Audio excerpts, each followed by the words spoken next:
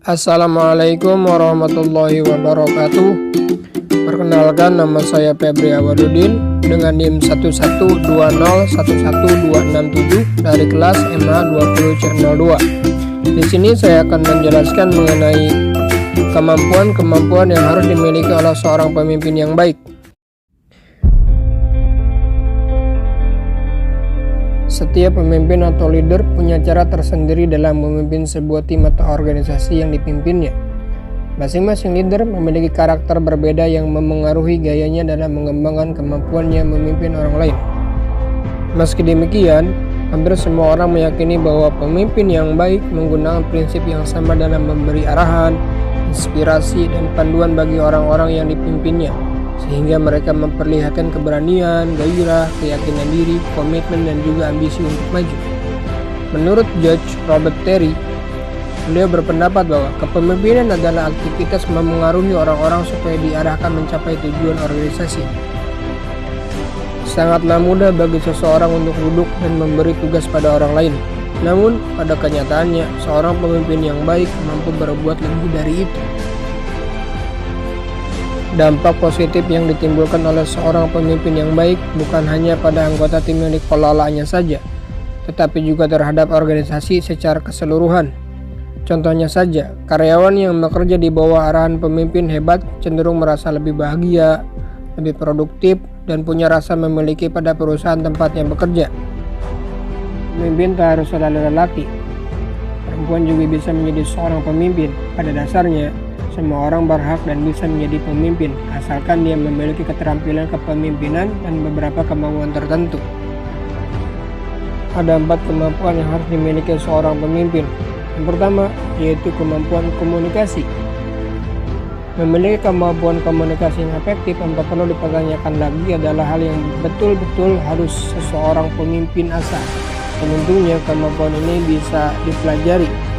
Pemimpin yang mampu mengkomunikasikan pikiran, perasaan, ide, perhatian, dan keinginannya akan lebih mampu menghindari konflik, bernegosiasi, dan berkolaborasi di level yang tinggi. Menurut Marshall Swantes, seorang pembicara, pelatih eksekutif, podcaster, beliau berpendapat bahwa kemampuan komunikasi ini akan dibutuhkan untuk masa yang akan datang, terutama saat era digital dan komunikasi makin sering dilakukan tanpa tatap muka. Yang kedua, kemampuan membina dan mengarahkan. Sebuah organisasi akan baik dan berprestasi ketika seorang pemimpinnya tahu cara membina dan mengarahkannya dengan baik. Sayangnya, menurut suatu penelitian, banyak sekali organisasi yang tidak memperhatikan pembinaan dan pelatihan yang baik dalam proses manajemen kinerja mereka. Organisasi yang berprestasi ternyata memiliki kemampuan pembinaan dan pelatihan yang baik bagi karyawannya. Sheryl Batchelder, CEO dari Popeyes Louisiana Kitchen, menyelamatkan organisasinya dari kehancuran dengan Popeyes Purpose. Dalam Popeyes Purpose, terdapat sesi pembinaan dan pelatihan yang dilakukan setiap bulannya untuk timnya. Menurut Sheryl, pemeliharaan, mencintai, dan mengembangkan kapasitas pemimpin dalam organisasinya merupakan investasi yang sangat berharga. Kemampuan selanjutnya yang harus dimiliki oleh seorang pemimpin adalah peka terhadap kebutuhan sekitar. Pemimpin terbaik adalah pemimpin yang bekerja tanpa mengorbankan orang di sekitarnya. Mereka mampu menyeimbangkan hasil dan produktivitasnya dengan memahami kebutuhan timnya.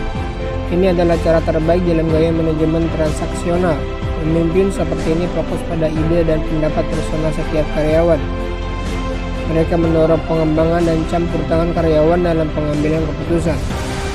Dan yang terakhir, kemampuan yang harus dimiliki oleh seorang pemimpin adalah berpikiran positif atau positive mindset. Tidak ada anggota dalam sebuah organisasi yang senang dengan pemimpin yang pesimistis. Pemimpin yang bahagia dan berjiwa optimisme bisa membawa pengaruh baik. Peneliti otak Dr. Wataru Sato dari Kyoto University mengatakan, jika seseorang memiliki perilaku positif, seperti bermeditasi misalnya, seseorang akan membuat presenius, bagian dari otaknya, berfungsi dengan baik. Dengan hanya mengganti kebiasaan hariannya dengan hal yang sederhana, seperti menyediakan waktu selama 2 menit untuk menunjukkan rasa syukur, seseorang bisa mengontrol sense of well-being, memahami tujuan, dan merasa bahagia. Perasaan positif ini bisa menulari tim dan performa anggota organisasi yang dipimpin oleh pemimpin yang selalu berpikir positif atau positif mindset. Jadi, ada 4 kemampuan yang harus dimiliki oleh seorang pemimpin agar pemimpin tersebut dapat menjadi seorang pemimpin yang baik.